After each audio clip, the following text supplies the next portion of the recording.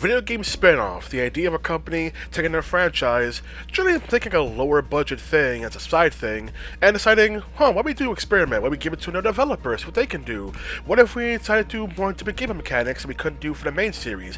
What if the spin-off is doing so well, what the things is being done, to be incorporated back to the main franchise? Such cool things you can do with a spin-off, ideas you can borrow, on top of also other companies that specialize in making their own unique gameplay systems, like, hey, well, we took your gameplay system, but used our IP for it. That's what I want to talk about. The cool idea of spin-offs, because of stuff you can do they can't do with the main franchise, and generally done on a lower budget, generally, when it comes to these spin-offs. I get this one rapid fire right off the bat, the Warrior spin-offs. These games that are based around the Musou gameplay of the Dynasty Warriors franchise by Koei Tecmo, and basically using different IPs. These stuff are always pretty cool, no matter how much it pisses people off. People have a real hatred of the Musou franchise. Stuff like Hyrule Warriors, where people online and in person were super mad at the idea that Zelda's being tainted by it. Even China of America apparently didn't like the idea, didn't want to localize it. I feel like it would hurt the Zelda brand. You also had then another one, Hyrule Warriors Age of Calamity, a Breath of the Wild style one, an alternate dimension with time travel aspects. That one's also super cool. You also have Fire Emblem Warriors as well that needed some fixing with the roster, considering half the roster was Fire Emblem Fates, and it didn't really use much of the entire franchise, considering the fact that, you know, you had so many Fire Emblem games to pick from, but they only really use Awakening, Shadow Dragon, and Fate, so like half the cast being Fate's characters, with Celica from Echoes and Lyn from Blazing Sword kind of being put there as obligation, it felt like. And when I did replay it, I was about to mention Final Warriors 3 Hopes as well, a Three Houses theme spinoff as well, having its own narratives. Like, the Warriors game is just a super cool way of doing a spinoff title, taking something from a company that knows their craft of doing Warriors titles, deciding, hey, what if we did one, but with our roster characters? Despite how hated these franchises seem to be by people, people still wish their own IPs got one. A lot of people want Kingdom Hearts Warriors, Mario Warriors, Xenoblade Warriors.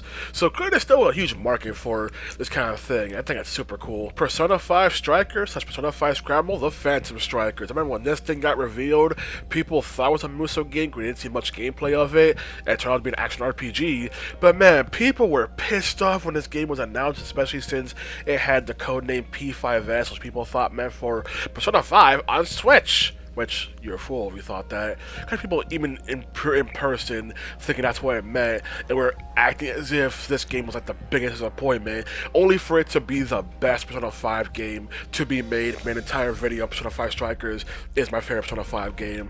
The action art, the way they took the gameplay of Persona 5 to the action RPG setting was great. The new mechanics of Phantom Dash are super cool, especially how you interact with the boss fights. The narrative is honestly I wish that was done for the main game, Persona 5. It's just super cool. Introduced two of the best characters in the franchise, Sophia and Zenkichi.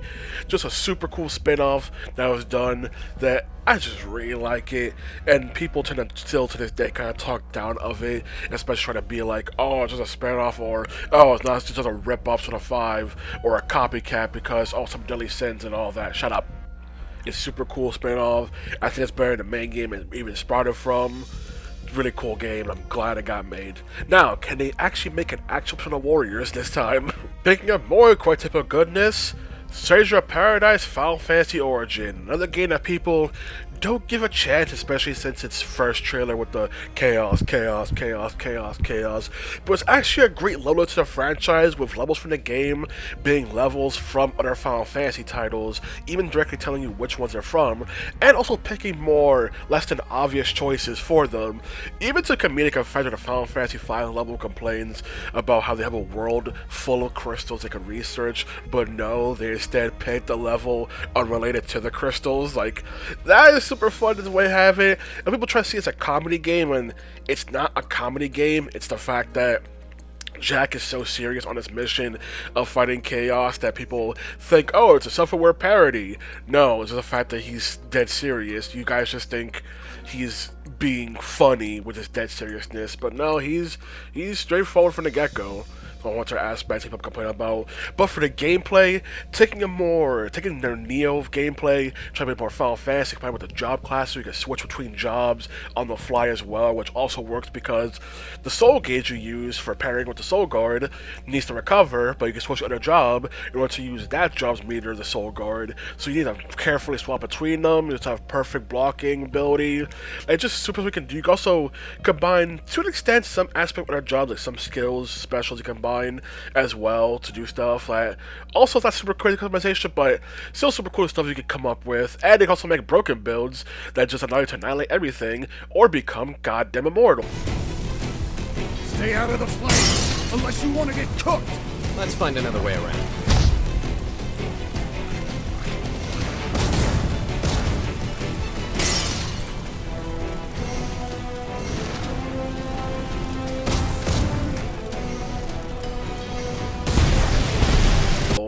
So there's that whole entire aspect to when it comes to the gameplay, Stranger in Paradise, which is a super cool game I wish more people really played and enjoyed. Like, it's definitely a lower budget game, especially a DLC being very low budget with how it's handled, but in the most what they could do with it, and I think what they made was a real winner that more people should appreciate, especially you're a person who complains that you want more action Final Fantasy.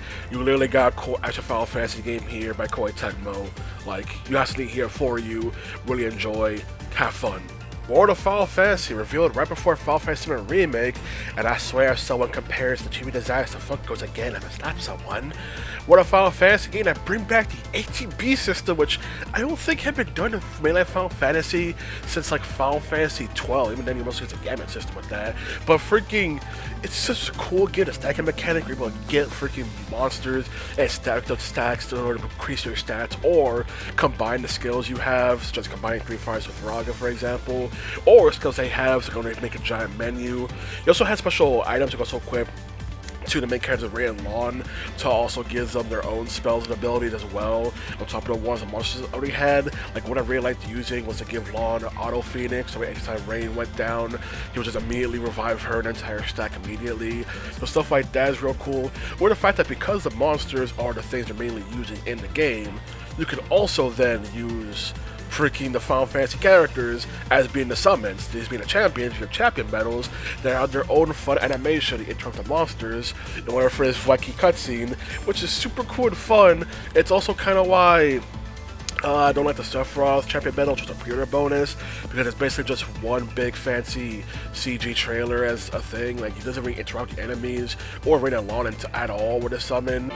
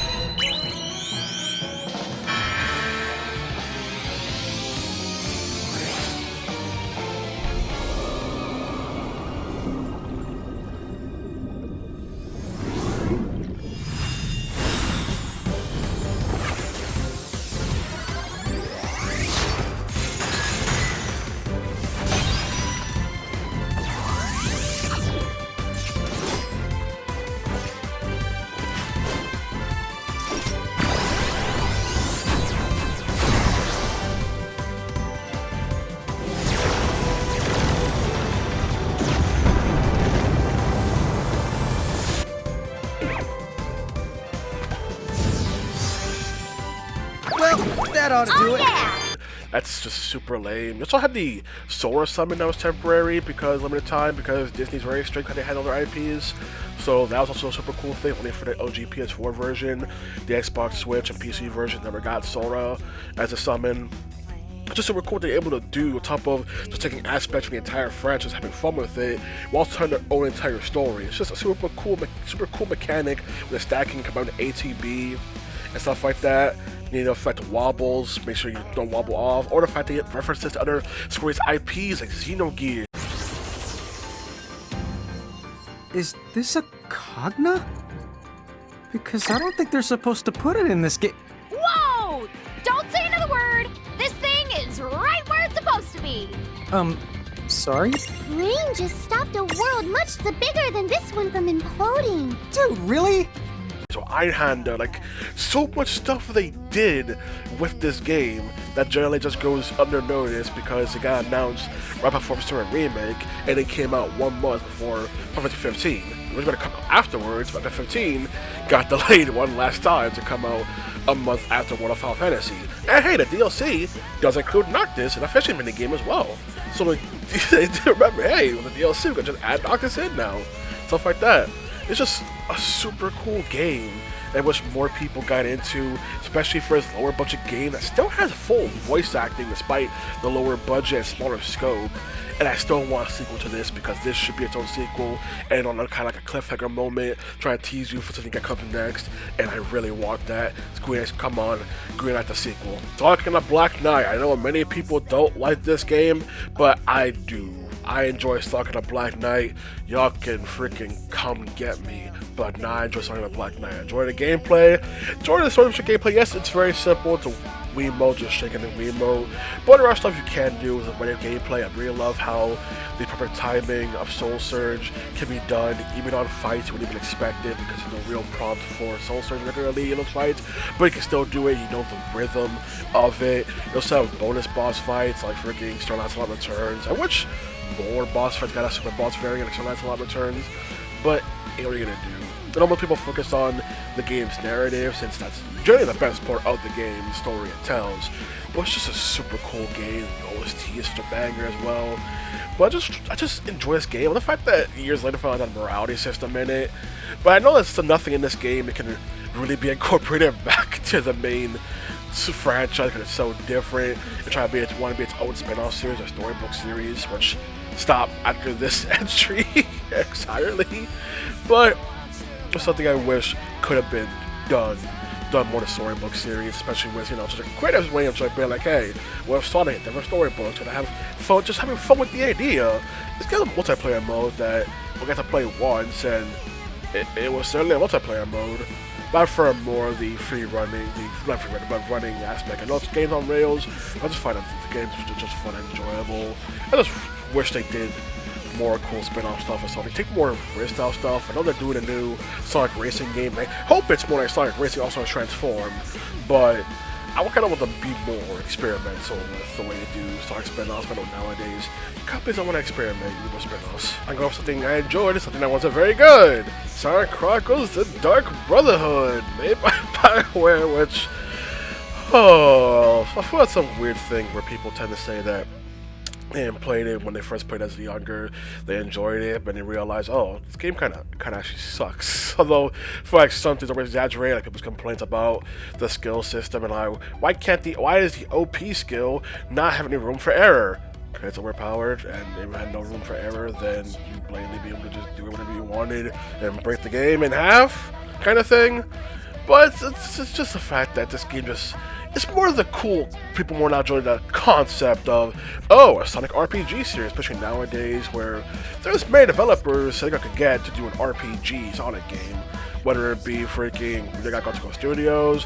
I know people say Atlas, well, people just want Atlas because of Persona, and not any other thing Atlas has done, so y'all can go sit down. They got Go Studios, they're making more RPGs, and those that want the devs expressed interest and wanted to do a game with Sonic, specifically Shadow, which, you know, let them do it. Do an RPG series. Expand more with the franchise rather than just only focusing on racing games. And, well, you can't do the Olympic Games anymore considering the fact that freaking Olympic Games want to do NFT stuff and nothing else, so can't do that anymore. So it would be a cool idea to bring back the concept of Sonic RPG. You know, Sonic Cross Dark Brotherhood didn't really let the landing. Also for the fact that it didn't even get a sequel, not because of the game's quality, but because of effing Ken Penders. That was like, huh? I thought the whole time game just didn't do well because it wasn't that good of a game. But no, apparently did pretty well. Just Ken Penders ruined everything. So that's that whole entire thing. But Now it's time to bring back the concept of a Sonic RPG series. Have fun with it. Speaking of mascot platformers getting an RPG series, oh my gosh, Super Mario RPG is an RPG game that I love. Although people really overhype the quality of it a bit, especially with the remake.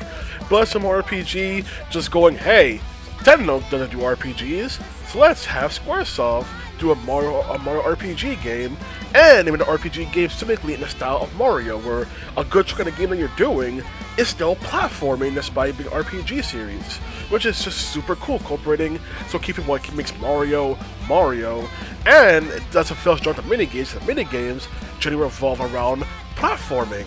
So it doesn't feel jarring when, let's say, like a Final Fantasy VII has to include other minigames that completely flip the script on what you're doing as a gameplay.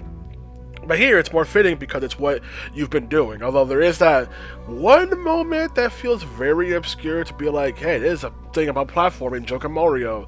Great, but with the controls coming in this game, it feels very random to include that here. But that's just one moment. Just a super cool game. It also establishes the personality style of Mario that would go on for the future. And without Mario RPG, you wouldn't have Paper Mario, you wouldn't have freaking Mario Luigi series. So this is the origin point of Mario RPG as a whole entire concept, and it's just super cool, the idea, especially just like back in the day of taking one of the big people, Squaresoft, when it comes to RPGs, and then going like, hey, can you make an RPG of Mario? And just making it in style of Mario entirely, which at the point where a giant sword that's supposed to be called Excalibur can't be called Excalibur because the game's lore, Mario doesn't know what a sword is.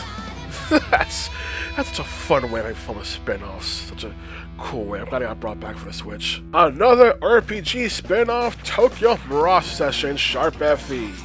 A combination of Tensei, Tensei, stop saying Persona, you motherfuckers, and Fire Emblem, which is a super cool game that combines, like, the gameplay idea. Like, I know many people, when they think of crossovers, they think of characters themselves interacting, crossing over. So Tokyo Mirage has to be more about ideas crossing over, like, oh, here's the gameplay mechanics and stuff of various Mega 10 titles, the Dono Saga, SMT4, stuff like that, combined with, like, hey, here's gameplay aspects of Fire Emblem, the weapon triangle, or Slayer skills, with also the characters from Fire Emblem, specifically Awakening of Shadow Dragon. We have so many Fire Emblem games. Effing use them for stuff, spin-off stuff like this. But I know that's just one of the things people just generally don't really think when it comes to crossovers, but feel like it fails as a crossover. I think it perfectly succeeds, combines the ideas and aspects from both franchises, whether it be Mega 10, like all over the place. Mega 10 when it comes to aspects of that, even that's a Jump Saga SMT4, Strange Journey as well, even a freaking reference to SMT1 as well, stuff like that. So it's just cool ideas that he did to combine for this game to a super cool RPG that many, once again, don't give a chance because of the whole entire game's theming around the idol industry and stuff like that, which, I don't know, I feel like nowadays are probably, or should probably be more popular compared to back then, especially for a Western fan base. But it's just a super cool RPG. People just didn't give a chance when they're building a Wii U or the Switch version either. The Switch version added more content as well, but they don't really give it a chance. People who say they love Atlas, they generally don't actually. They just want one thing from them, it's Persona. But it's just super cool so they did. The game did so well on the Wii U, did so well on the Switch either from what I've seen. But so right, doesn't kind of do much about this series, but it's just a cool spin-off title. It's such to experiment with combining two different IPs into one cool game. Like, just, what's not to love? The zombie craze of the 2010s could not be escaped by anyone, including the Yakuza dev team who made Yakuza Dead Souls, or Like a Dragon of the End. And I swear this game gets so much hate from people that didn't play it because the way people talk about it so over-exaggerates the flaws of it. It's a fun zombie shooter that still has the same writing qualities of Yakuza as any other entry, really. Even still having the side activity aspects of the other entries, surprisingly, despite the more quarantined Kamurocho setting of this game. Even still, despite the zombie freaking invasion, you still got time for stuff like pachinko and hostess clubs and stuff. So there's that one aspect, which is a cool zombie shooter game because it plays pretty darn good, except for the sniper rifle, which that's the one that has issues gameplay wise. But this is a cool, fun game, and the boss fights in this game are just not just cool design visually. They've been gameplay-wise, they've been doing stuff that they did before. That's what they did before Resident Evil. Like Resident Evil Revelations had enemies that would turn invisible to track them via their footprints in the snow. But this game basically did that, but instead it was with rain. Once our aspect, like just some of the boss fight designs they put in this game is just super cool. And I wish this game just got ported already off the PS3, because it's still only a PS3 exclusive, and I wish more people got to play it. I know that the Judgment games included like arcade game based off of the Dead Souls little bonus thing, but I just wish they port this one to newer platforms so more people could play. Some people say, they got Dead Souls Kiwami. Now, the Kiwami games are good. So I'll just be fine with a remaster port of Yakuza 3, 4, and 5. That's perfectly fine. We don't need to Kiwami-ify it, okay? We got a cool zombie shooter. That's all you need. Also, this is also the first instance of playable Majima, which people don't appreciate enough. This is a playable Majima, because people keep playing it. I want more Majima. Great, Yakuza 0 second time it was playable. This is the first time it was playable. It's kind of still also enjoy this title, or enjoy referencing it, considering Kiwami 1 does reference it, and after Infinite Wealth also references it, to kind of represent everything. Get the idea. They still remember Yakuza Dead Souls to this day. Going with two arcade spin-off, Megami The Power Battle, Megami The Power Fighters, which basically just take robot masters from 3 Mega Man games, Mega Man 1, 2, and 3, Mega Man 4, 5, and 6, respectively, and basically put it to a co-op boss rush fest where whichever player ends up defeating the Robot Master ends up gaining the power. So it's about trying to share the powers for the weakness and work together. Although there's a competitive aspect of, points and all that. And while it is a short romp, and how each character does have their own unique ending, it's just a super cool and fun game. Like, it's not anything complicated. It's just Mega Man on an arcade. What more do you need? It's just a super cool thing. I like the fact that some of the endings also hint towards future releases, whether it be Mega Man and Base, I feel like, what the endings hit towards in Power Battle and Power Fighters featuring Duo, who would be in the upcoming Mega Man 8, which is just a super cool thing that I just really love. The whole entire idea of just being like, hey, let's take this platforming game, single player game, make it to this little competitive, also co-op-esque game with the Robot Masters in an arcade setting. And man, I've actually played this on an actual arcade machine once. It's just super fun. It's just a super simple and fun thing, a cool spin-off for arcades, and I just really like it. Really like what they did. Just super fun. It's Mega Man the arcades. Now, I know y'all didn't think you're gonna fully escape without one actual other Mega 10 title spin-off being here. It's all Mega 10 technically spin-off, but I'm gonna go with the peak of Mega 10, Devil Survivor 1 and 2, being a tactical RPG spin-off of the Mega 10 franchise, and I think just my favorite one of the entire franchise. Tactical RPG gameplay, the fact that it goes from tactical RPG to when you're doing an actual battle, turned into a turn-based gameplay style, everything. You can set up skills for your characters, for the human characters set up because they're pretty much blank states, so you have to do skill cracks allow you just take skills directly from demons rather than just leveling up something and getting what skill whatever your game gives you. No, you see a skill, find a demon that has that, go get that effing skill.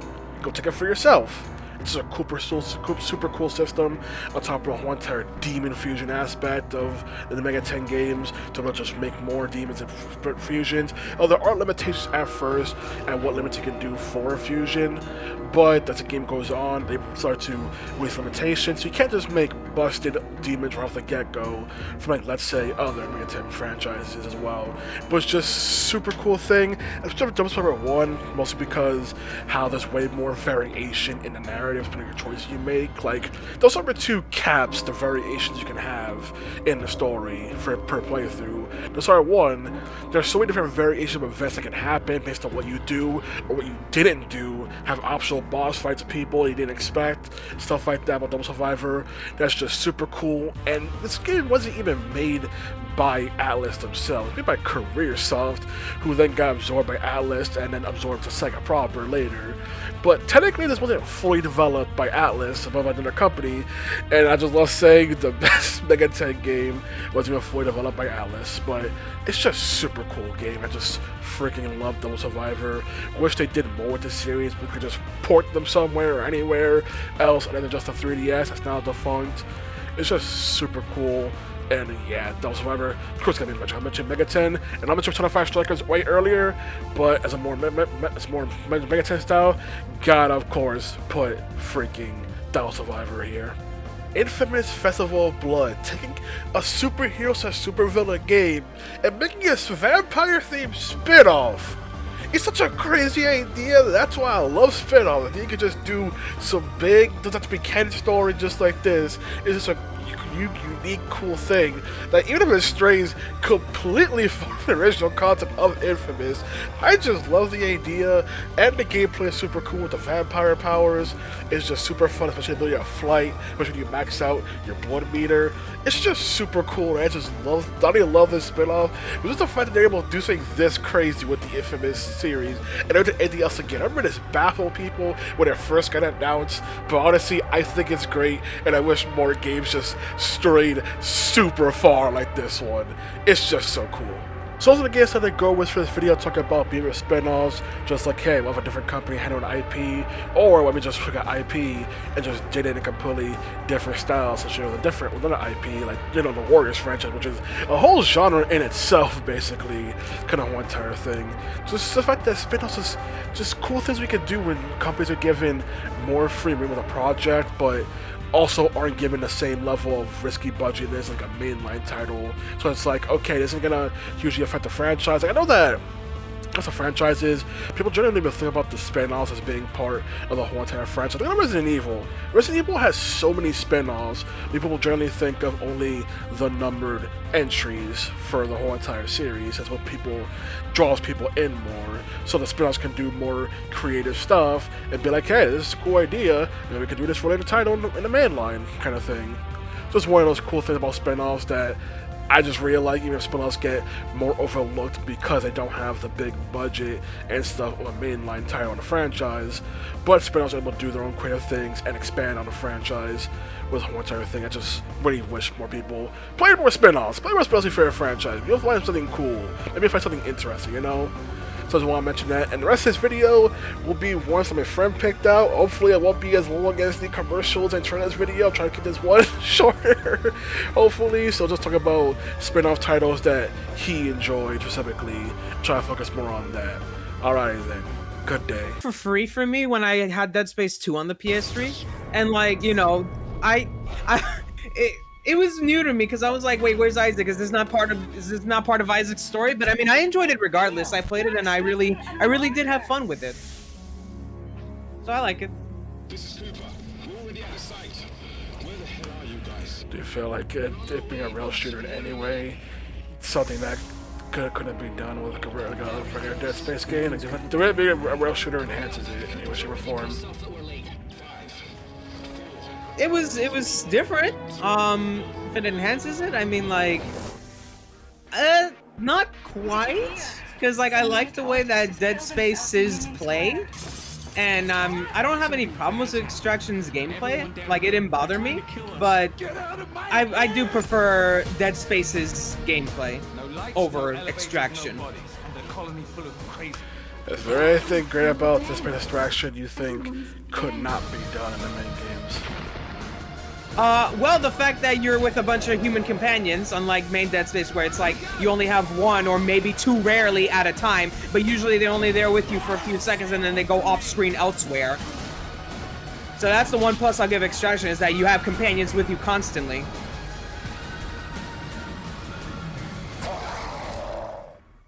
Why do I keep thinking this is the only game or something? I know, because of the fucking, the way that it looks like a Wii game, yeah. Comes to Wii. Well, there you go.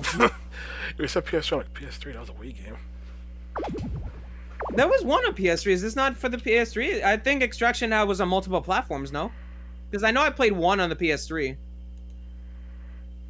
Yeah, PS3. Yep. Okay, so it was PS3 and Wii. Yeah, I played the PS3 version. That game I've heard barely anything about. Most people say treat it as if the novelty kind of wore off pretty quickly. They, like, updated it up until the Goku Black arc, and then after that they stopped updating it. I enjoyed it. It was pretty fun. Wait, they kept updating it? Yeah, it got content all the way up to the Goku Black arc, so, like, I think the last characters that it got was literally Vegito Blue, Rosé, Zamasu, Sword Trunks, Sword of Hope Trunks. That's it. Like it. I didn't know this game got updates. Yeah, it got updated to that point in Super, and then after that they stopped updating it, so we never got the Tournament of Power content for this game.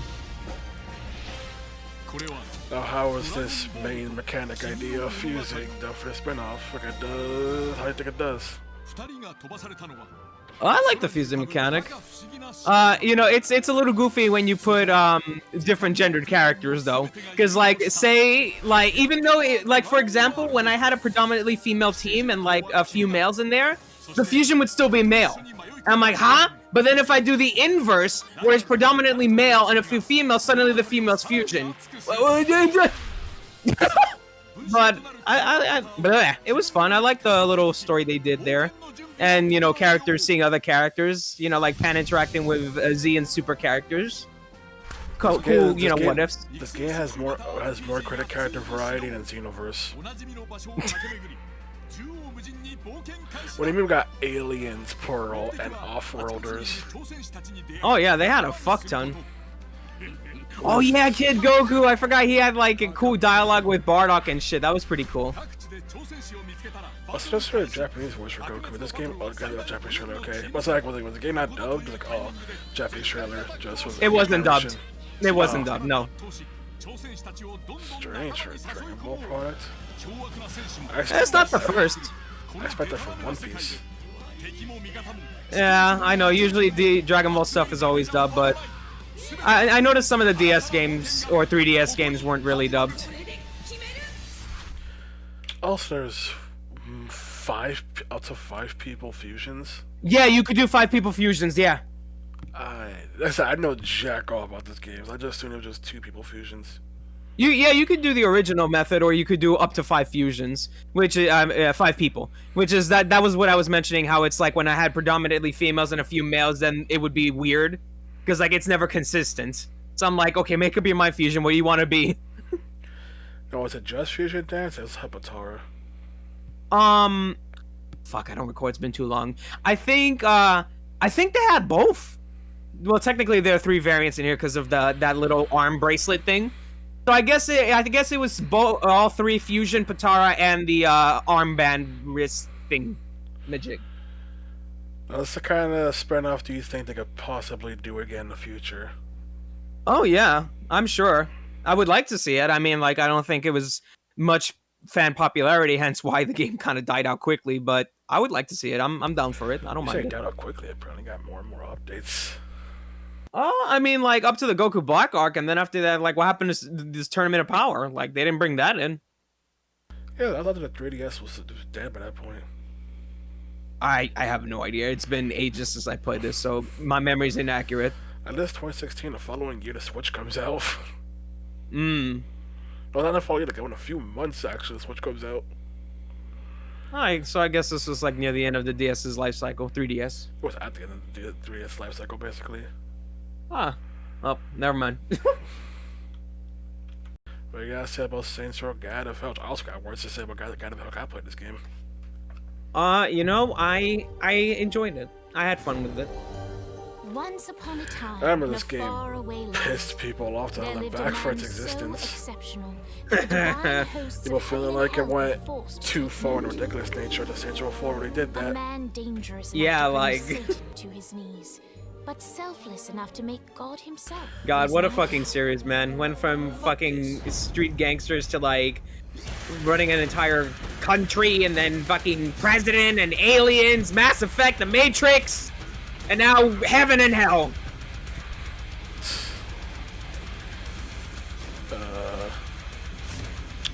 That's why you're helping Yeah, us? you can tell this Need also more was money and really made on the cheap, because how the game structure is with the just do missions, boom, now right for the boss. Wait, what happened? Not that's what.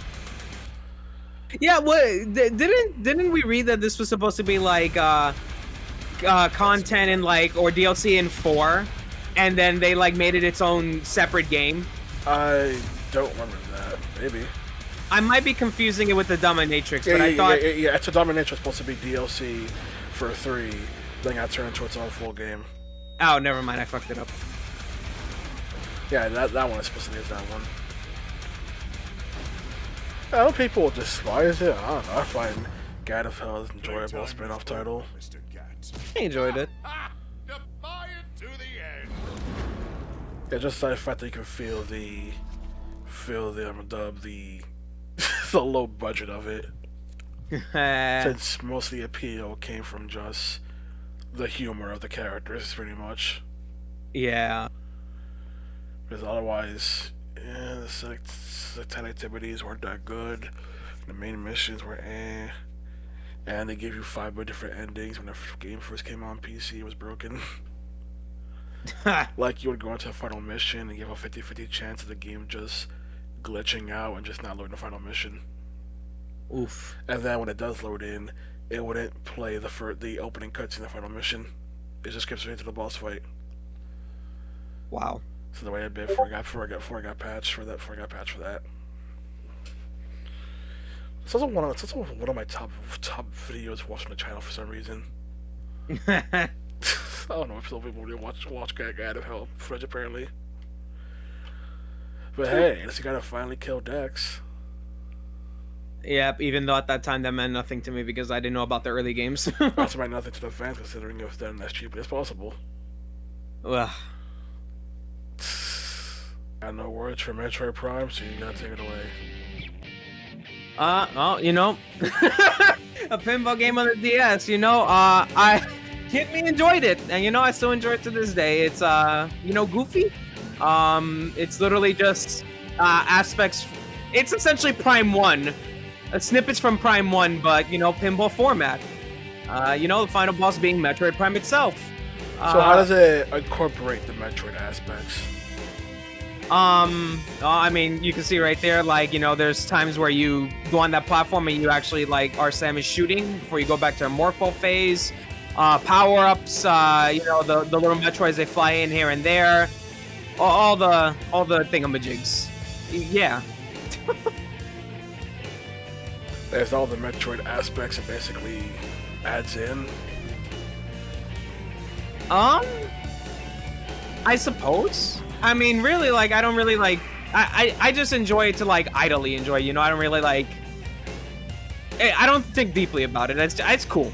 That's really all I have to say. Because why think of, like, a game that's, like, incorporating aspects from existing series? I'm thinking, like, oh, Sonic Spinball, where you're able to move around Sonic since he's still a playable character while trying to get the Chaos Emeralds or to go fight the final boss at the end kind of thing. And also just the place where you're on a bad platform where you're gonna die, then the game tells you hit to hit jump, get out of the way, because you can still maneuver Sonic, or Center Cog where Peach Ball, where because the game prioritizes Joy-Cons, you can literally shake the Joy-Cons to essentially tilt the board and mess with it, while also adding in freaking the fantasy aspects of Center Cog where little minigame aspects, but with pinball and stuff like that. Oh.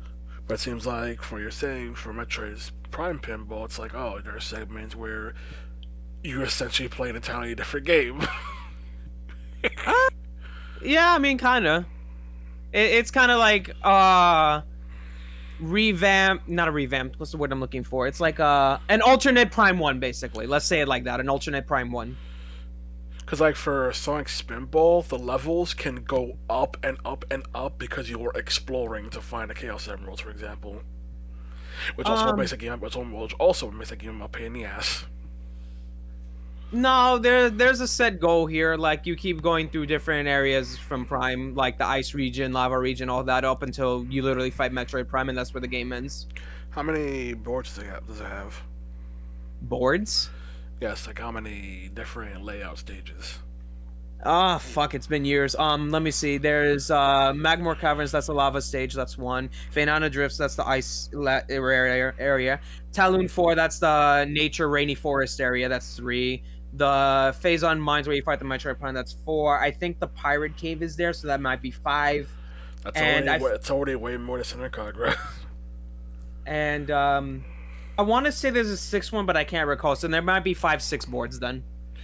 Like I said, I enjoyed Peach Bowl, but Peach Bowl only has 2 boards. Like, you needed way more content, but the pinball mechanics were fun. Yeah. Right. I enjoyed Why it. does it have 12 million views? You know, the songs are good, man. Pretty too bad cool. too bad the gameplay is the problems. Yeah, I guess. I So, mean, is it noticeable? Would I notice it? Because I always played it on easy. So the game does not have 16th notes, which means certain songs will be out of rhythm with the actual gameplay. Oh. Which is why it's like, oh, your rhythm game fails to be a rhythm game if the gameplay and the song rhythm are out of sync. Oh.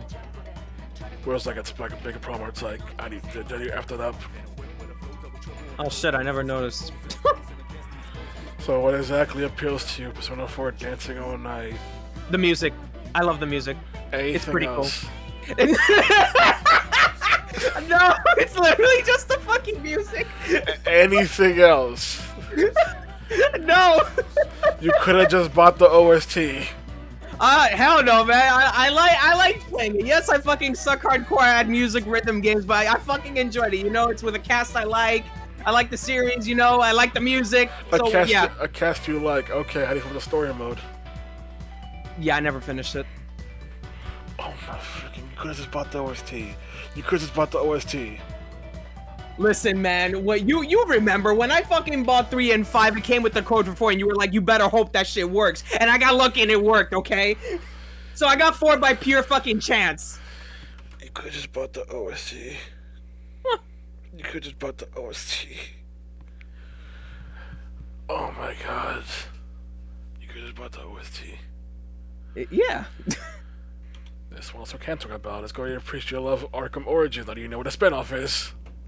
Man, this, no, I love the Arkham series, but Origins is my all-time favorite because I fucking love how violent Batman is in this version specifically, bro. I was all fucking for it. Every single moment he fucking decked the shit out of somebody, stomped on them, body slammed them, all that shit. All his methods and Origins, I was giving a fucking high thumbs up. I was all for it.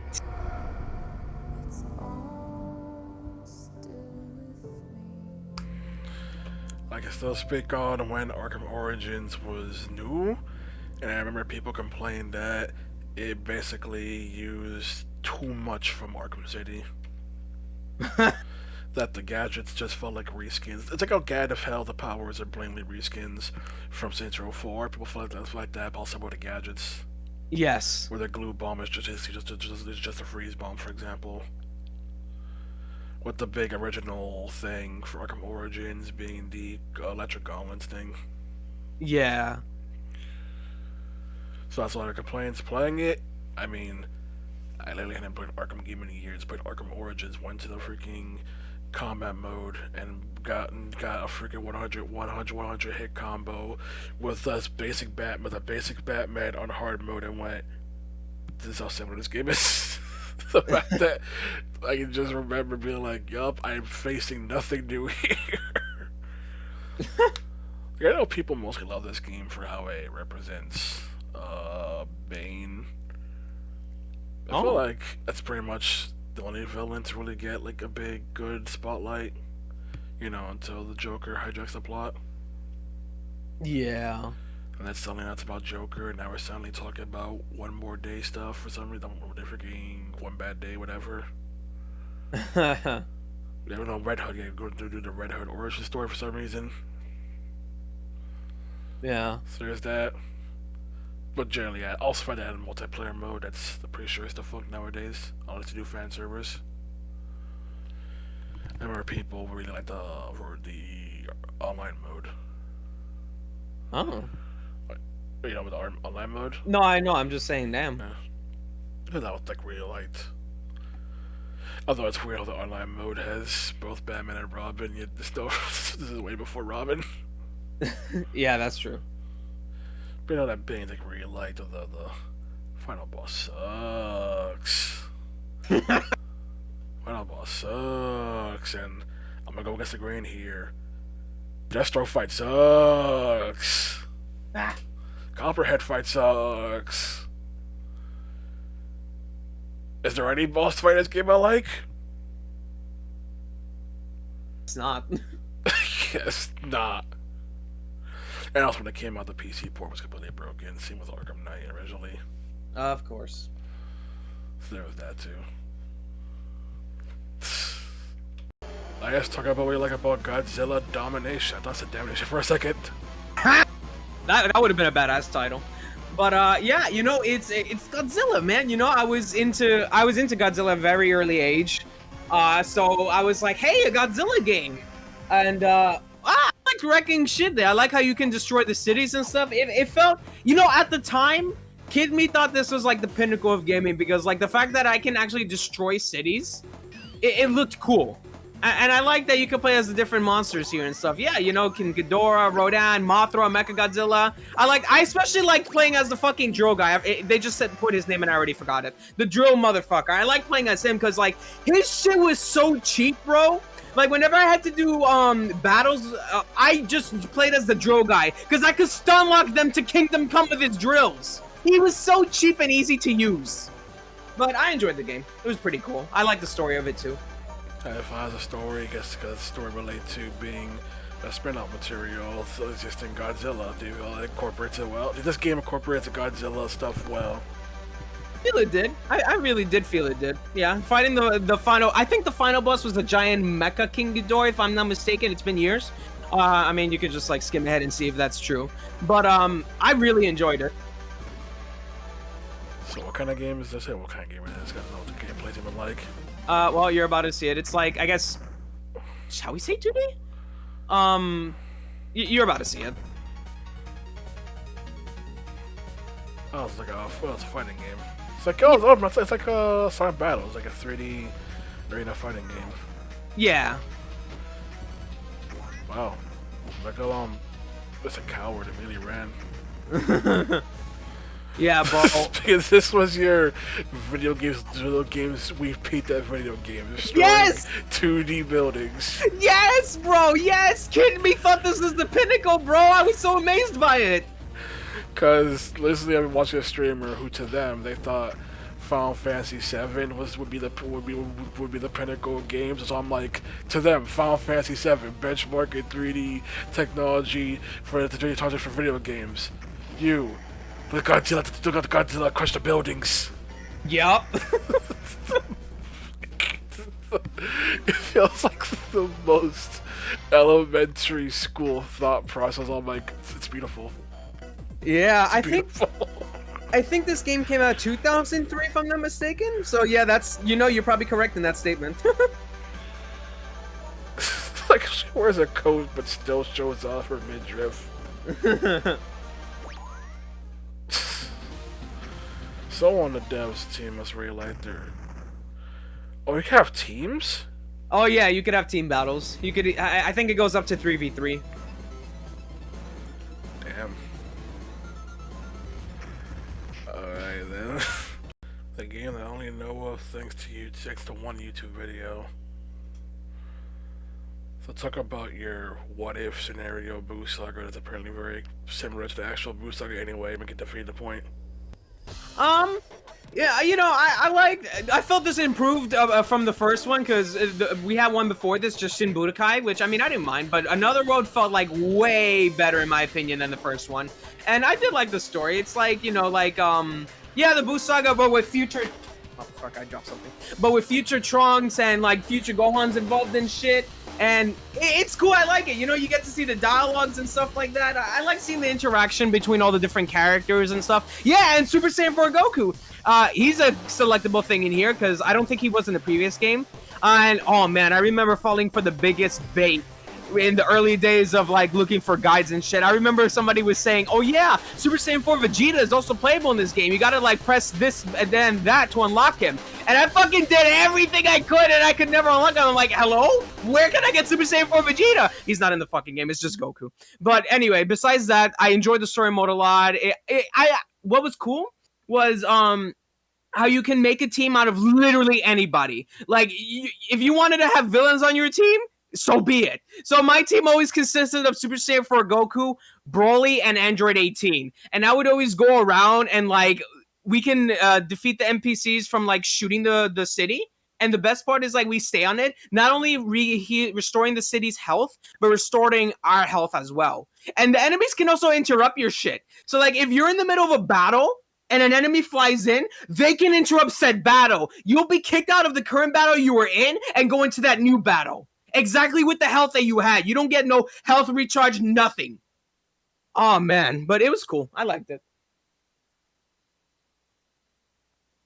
So I know about from one video I just said that they thought the story was missed potential since it's too similar to the actual Boo Saga. I guess. Or that could have been way more different for an original story. Also, I don't like the fact that it's called Shin Budokai Another Road. Oh? Because, not gonna lie, I didn't pick it up because that was just a re-release. Oh. The fact that's called Another Road sounds like a re-release. Doesn't sound like a new game. Oh, I never looked at it like that. For some reason, I never picked it up as a kid. Because, like, just gonna be the same thing I already own. But it's like, oh, it's like, oh, it's a separate game. Like, probably should need it better than Another Road. I can see that. So that was it's just why I never played Shin Budokai Another Road. Also, it's so weird how we have 4 different freaking typefaces on this cover. Yeah. It looks so awful. It looks so awful.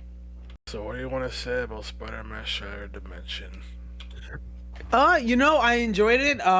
Once again, this was at a time where I didn't know about different universes and variations. So, like, you know, I found it weird how Spider-Man and Symbiote Spider-Man were 2 different characters. I'm like, aren't they one and the same? But again, I didn't know that at that time. But I enjoyed playing as them. You know, I found 2099 very cool. Noir was alright. I didn't really care much for Noir, but 2099 I loved. Base Spider-Man I loved, and Symbiote Spider-Man I loved. I loved 3 out of 4 of them. Noir's okay. I don't hate him. I don't like him. He's just okay. But yeah, I would have to say Symbiote Spider-Man story mode was very fucking cool. I especially liked the whole Carnage fight. That shit was badass. But yeah, it's cool. I liked it. Okay, I don't like Spider-Man 2099's levels. I find it the most uninteresting in the entire game. Also, it's funny you keep saying Symbiote Spider-Man because he is literally the same Ultimate Spider-Man from Ultimate Spider-Man. Fucking hell, man. Like, it's the same, like the Ultimate Spider-Man that you played.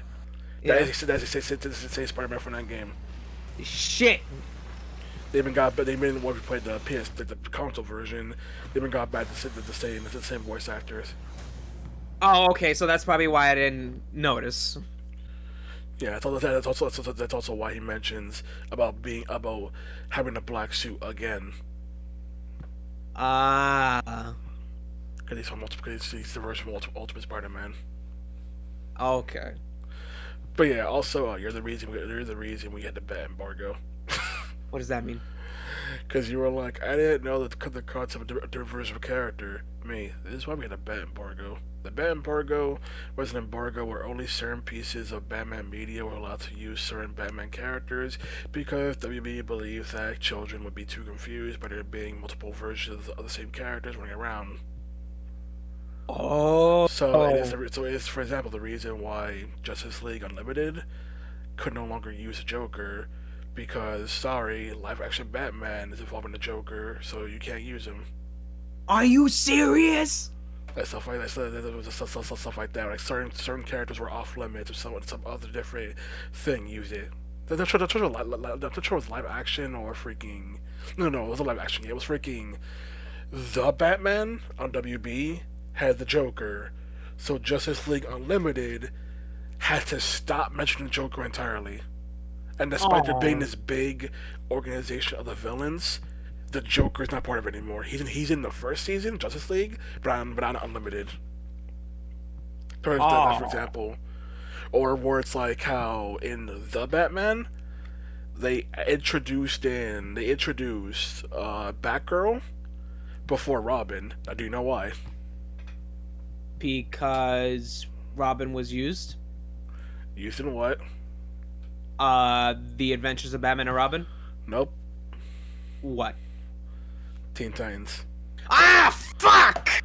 So they couldn't use Robin, so they used Batgirl first, and then later, when Teen Titan ended, then they introduced in Robin for the Batman. Oh my god.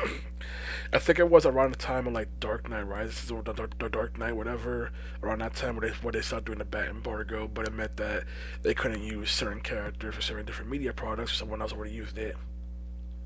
Ah, shit. So because they believed that kids would be confused if they saw multiple different Jokers, even though there was multiple different Batman. But that's not the point, I guess. Yeah. I mean, even around that time, when Batman crossed over in Static Shock, Static asked about Robin, and Batman goes, "The Titans." What? Never mind. It was like, "Where's Robin?" "The Titans." What? Don't worry about it.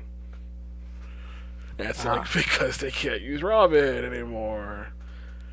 Unlike nowadays where we have all the multiverses and shit, and we can have multiple things existing at the same time. Like, I'm more talking about the Bat embargo despite my shared dimensions right now. I know. Hey man, listen, we're right here. We're a fan of both Marvel and DC, okay? I go for because of the Bat embargo because it's such a crazy thing.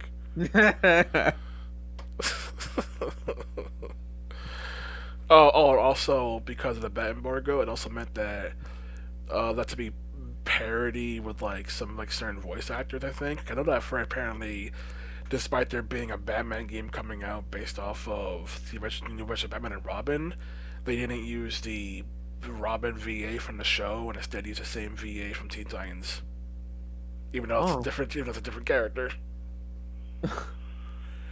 But back to shared dimensions, you say you're sick of multiverse, right?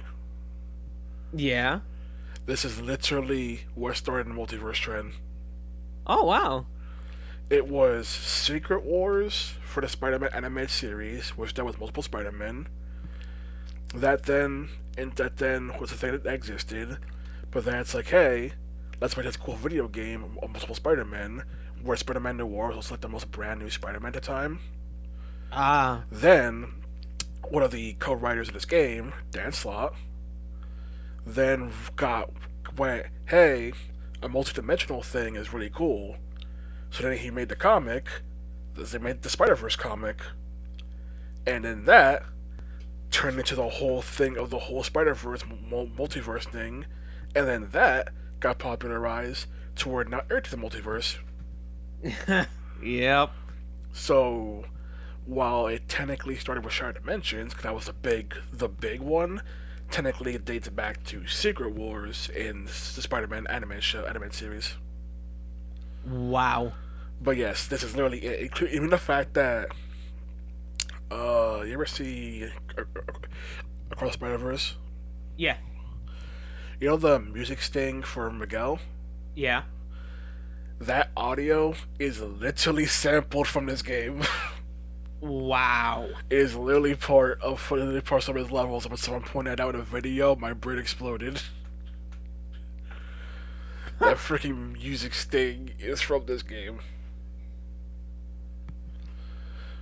But yeah, also the quirk where every Spider-Man actor in this game was an actor Spider-Man at one point.